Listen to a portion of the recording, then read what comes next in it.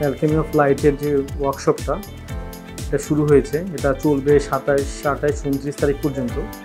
এই ওয়ার্কশপটা বেসিক্যালি আয়োজন করেছে হচ্ছে কসমোস গ্যালারি, কারণ বেশিরভাগ সময় কসমোস গ্যালারি একটা অল্টারনেটিভ আর্ট প্র্যাকটিসের মধ্যে দিয়ে সবসময় কাজ করে থাকে, একটা মাল্টিডিসিপ্লিনারি তাদের মধ্যে একটা অ্যাটিটিউড সবসময় আমরা লক্ষ্য করি, যার ফলে এই একটা ওয়ার্কশপ যেটা প্রথম দুটো জিনিস একসাথে তৈরি করা হচ্ছে। সাইনোটাইপ প্রচণ্ড পরিমাণে আগেও করা হয়েছিল, 2014-তে সাইনোটাইপটা প্রথম ইন্ট্রোডিউস করা হয় বাংলাদেশি প্রেক্ষাপটে, কিন্তু এটা একটা পুরাতন মাধ্যম, কিন্তু এই মাধ্যমটাকে নতুন করে ইন্ট্রোডিউস করার মধ্য দিয়ে একটা নতুন যাত্রাপথ শুরু করে, এবং এটা যে শুধু চারুকলার প্রেক্ষাপট বা প্রিন্ট মেকিং ডিসিপ্লিনের দিক থেকেই একটা ভূমিকা পালন করছে ঠিক তা না।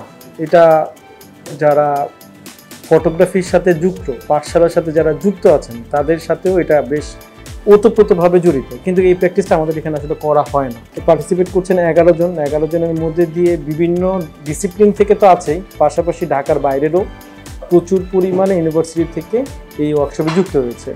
আশা করি 3 দিন পর্যন্ত আমাদের এই কাজটা চলবে।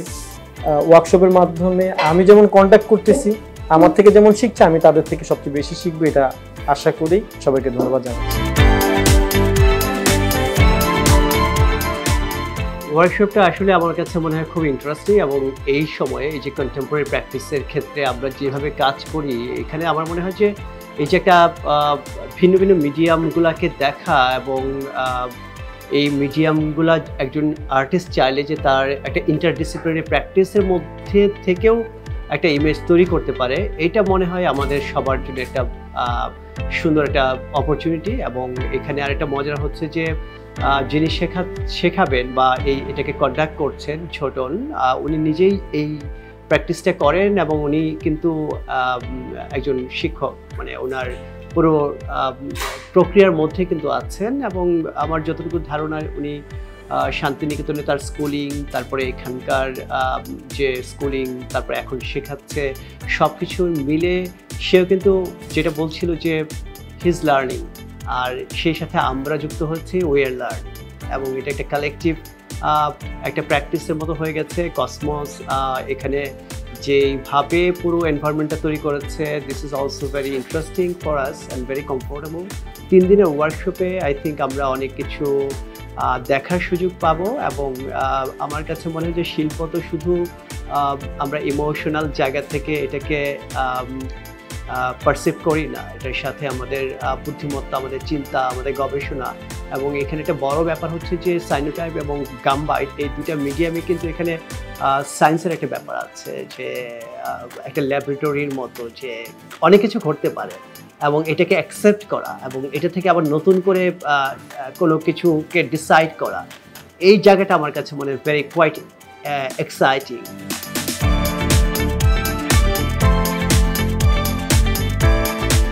আমাদের আজকের ওয়ার্কশপটা মূলত সাইনোটাইপ এবং গামবাইক্রোম্যাটের সম্মিলিত একটা কনক্লুশন বলা যায়, যেখানে আসলে সাইনোটাইপের স্বতন্ত্রতাটাকে অক্ষুণ্ণ রেখে এখানে আসলে এর লিমিটেশনকে ক্রস করার একটা চেষ্টা করা হয়েছে বলা যায়, যেখানে আমরা বিভিন্ন কালারের অ্যাপ্লিকেশন দেখতে পারি, এবং এখানে কালারকে অ্যাপ্লাই করার একটা চমৎকার একটা অপরচুনিটিও আমরা পেয়েছি বলা যায়।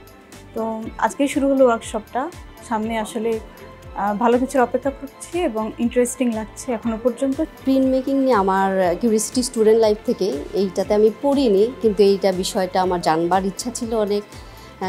বিগত কয়েকদিন ধরে আমি এখানে এই কসমোস গ্যালারিতে আসছি এই কাজ দেখার জন্য, তখনই আমি এই ওয়ার্কশপটা সম্বন্ধে জানতে পারি এবং আমি এটা করার জন্য ইচ্ছা পোষণ করি। তো সৌরভকে ধন্যবাদ, সৌরভ আমাকে সেই সুযোগটা দিয়েছে। আর যে করাচ্ছে সে আমার কলিগ ঝোটন, ছোট ভাই, ওর কাছে শিখবো এটা জেনে আরও ভালো লাগছিল যে কাজটা সুন্দর করে শিখতে পারবো, আলোচনা করে জানতে পারবো। এবং মিডিয়াটা একেবারেই নতুন, আমাদের কাছে নতুন। আমি আজকে শুনলাম যে এটা অনেক পুরনো, কিন্তু নতুন করে আবার এটা করার চেষ্টা করা হচ্ছে বা করা হচ্ছে এখন। আমি আশা করছি যে আমরা নতুন কিছু আসলে শিখবো।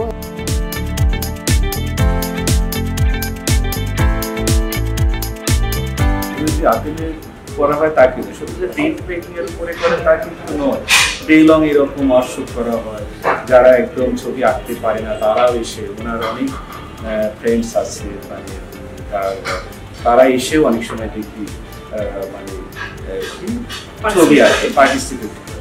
ইভেন বাচ্চাদেরও বাচ্চাদের এরকম মাঝে মাঝে কিন্তু অনেক রকমের তিনি সোশ্যাল আর্ট করে থাকেন। এই জন্য তেমিনা আপাকে আমরা অনেক অনেক ধন্যবাদ জানাই। আর এদের তিনজনের পার্টিসিপেশন ছাড়া it wouldn't have possible. সত্যি কথা বলি, সবসময় আমার সবসময় always we work as a team, a very good team I would say. And thank you so much. Thank you so much. সবাই ভালো থাকবেন ইনশাআল্লাহ।